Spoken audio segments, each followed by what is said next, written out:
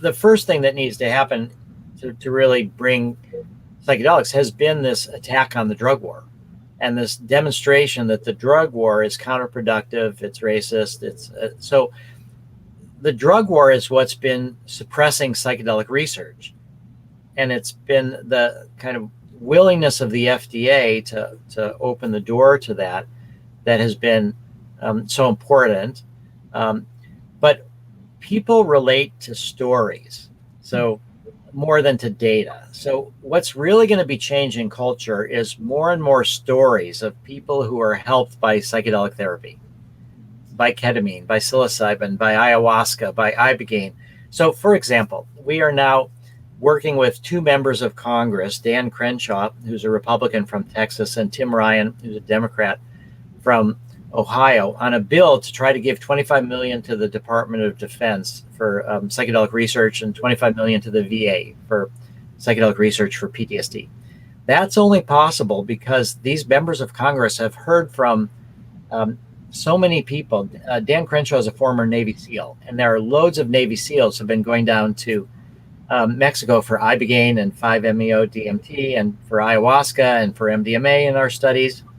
So what's going to primarily change culture is stories of healing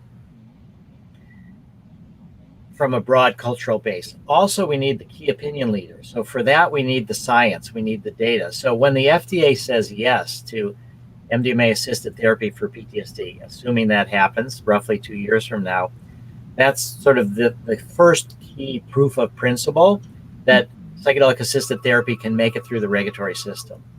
That will change a lot. Now, there's also neuroscience research. So the FDA doesn't require evidence of mechanism of action. They just require evidence of safety and efficacy. But the more that we have this neuroscience research funded by others and funded ideally by governments too, the more the mechanisms of action will be understood. So it looks miraculous and dubious from the outside that people take a few experiences with psychedelics. They've had PTSD for sometimes decades. In our first phase 3 study, we've had roughly 1/3 of the people had PTSD for 20 years or more. And yet 2/3 of them no longer have PTSD at the end of the study.